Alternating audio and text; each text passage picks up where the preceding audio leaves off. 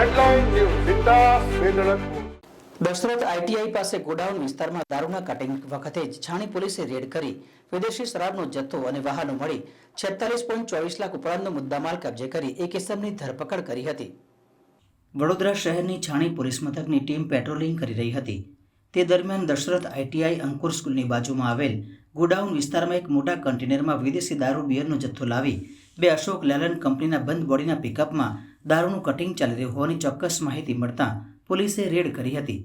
આ રેડ દરમિયાન ઘટના સ્થળ ઉપરથી રાજસ્થાન શિવપુરી ગામનો વિકાસ કનૈયારામ બલઈ જણાઈ આવ્યો હતો। પોલીસે સ્થળ ઉપરથી દારૂ બિયરનો જથ્થો અને અલગ અલગ વાહનો સાથે 46,24,080 રૂપિયાનો મુદ્દામાલ કબજે કરી આરોપીની ધરપકડ કરી હતી। જ્યારે રાજસ્થાનના વિકાસ બલઈ, સત્યનારાયણ બલઈ તેમજ અન્ય 3 ઇસમોને વોન્ટેડ જાહેર કરી તેમની ધરપકડના ચક્રો ગતિમાન કર્યા છે।